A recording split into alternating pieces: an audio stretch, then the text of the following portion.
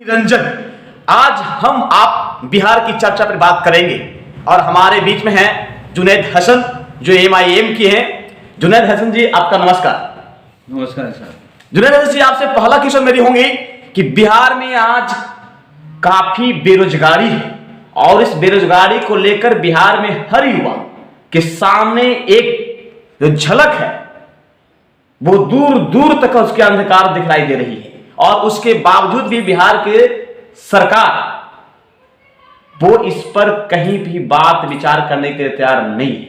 क्या मुख्य कारण हो सकता है जुनैद हसन जी? की वजह यह है कि आज हम शख्सियत परस्ती में बटे हुए हैं जी।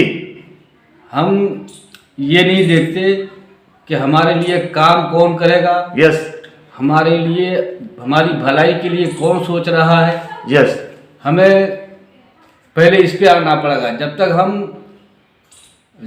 जात बिरादरी को नहीं भूलेंगे जी, इस चीज़ से बाहर निकल कर नहीं आएंगे जी, तब तक बेवकूफ़ बनाने वाले हमें बेवकूफ़ बनाते रहेंगे और चापलूसी में वोट लेकर के जाते रहेंगे। फिर वो उन्हें काम धंधा कुछ नहीं करना। जुनैद जी, कहने का मतलब सिर्फ वो कि अगर हम जाति धर्म से उठ के आएंगे तभी हमारा विकास हो पाएगा।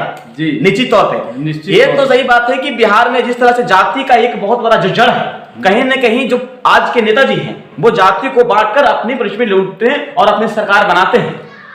ये भी बात है कि जिस तरह से बिहार में कई वैकेंसी आती हैं तो अभी रोजगार के मामले में बहुत सारी वैकेंसियां हैं जो सरकार के तरफ से उसको लागू नहीं करते। सीट के खाली है लेकिन वैकेंसी नहीं आ रही है। इस पर हमारे बिहार के युवा को क्या करना चाहिए? हमारे बिहार के युवा को इसके बारे में, इसके लिए अपने हक के लिए लड़ना पड़ेगा, मैदान में आना पड़ेगा, आवाज़ उठानी पड़ेगी। जब तक हम हाथ पर हाथ धरे बैठे रहेंगे तब तक हम पीछे ही रहेंगे। जब तक हम खुलकर सामने नहीं आएंगे, जब तक हमारी आवाज़ पूरे इलाके में, पूरे बिहार के अंदर या पूरे देश में नहीं पहुंचेगी जी, तब तक मैं समझता हूं कि हमारे रहनुमाओं के कान खड़े नहीं होंगे। जी, लिहाजा मैं अपने तमाम युवा साथियों से जी, जो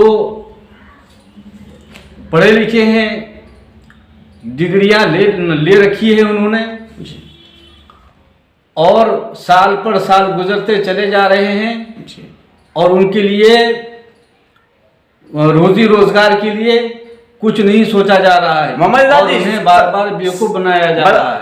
अगर सरकार गलत है कि यहाँ पर बिहार की जनता गलत है? जनता की भी कमी है। जनता की भी कमी है। जनता की भी कमी है जी, जनता की भी कमी है कि आवाज नहीं उठाती। नहीं, आवाज उठाती है। जब इलेक्शन आई थी यही डबल इंजन की सरकार बोली जाती है बिहार में और नीतीश कुमार और बीजेपी के दोनों ने ये वादा किया था चुनाव के समय कि मैं सरकार बनते ही 19 लाख रोजगार दूंगा बिहारियों को। ये तो नेताओं की जो परंपरा है जी, वही चली आ रही है। वो शुरू से ही वादे करते हैं, उनका काम है वादा करना। लेकिन कहीं न कहीं इस बात को तो पूरे बिहार की जनता को समझना होगा ना, क्योंकि 16 साल से यही नीतीश कुमार बिहार के मुख्यमंत्री हैं और उसके बावजूद भी यहाँ का जो युवा है लगातार फांसी के फंदे से लटकते नजर आ रहे हैं और कहीं न कहीं ये युवा आज हतोत्साहित हो गए हैं। युवा जाग रहे हैं तो क्या सरकार को चेंज करना चाहिए?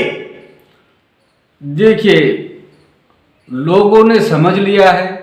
जी, लोगों ने समझ लिया है। अब लोग चालाक हो रहे हैं, लोगों के समझ में बातें आ रही हैं कि हमारे साथ होना क्या चाहिए था, हो क्या रहा है। तो आपने पिछले इलेक्शन में देखा होगा कि काफ़ी बदलाव नजर आया। जी, और मैं समझता हूँ कि देर आयत दुरुस्त आयत, आज नहीं तो कल सही हुकूमत बदलेगी। देखिए तब तक बात ऐसी हो जाती है कि 2014 का फार्म भरा हुआ 2022 तक उसकी वैकेंसी क्लियर नहीं हो पाती है। तो ऐसे में तो इतना गैप जब हो जाती है तो फिर जो जिस बच्चा ने शिवा ने एग्जाम दिया उसकी पीटी मेंस के लिए जब दोबारा एग्जाम देगी तो क्या उस लायक अभी वो बच्चा वो रह पाएगा? जिसकी लर्निंग पीरियड था, और ये 8 साल के बाद 10 साल के बाद सरकार फिर से पीटीए मेंस लेती है, तो क्या उस बच्चे के पास वो नॉलेज है, वो उसके पास भरपाई कर पाएगा? हाँ, ये एक बहुत बड़ी बात है। ये क्योंकि उम्र की सीमा भी होती है, उम्र की एक हद है जी।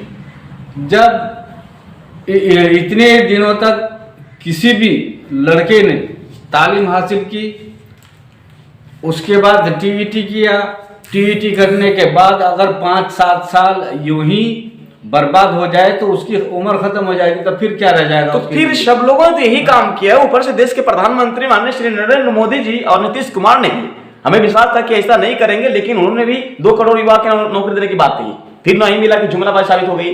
बिहार सरकार ने भी कहा 19 लाख रोजगार देंगे, फिर भी सरकार अब 1-2 साल होने जा रही है, लेकिन उसके बावजूद सरकार में अभी तक उसकी नींद नहीं जागी है।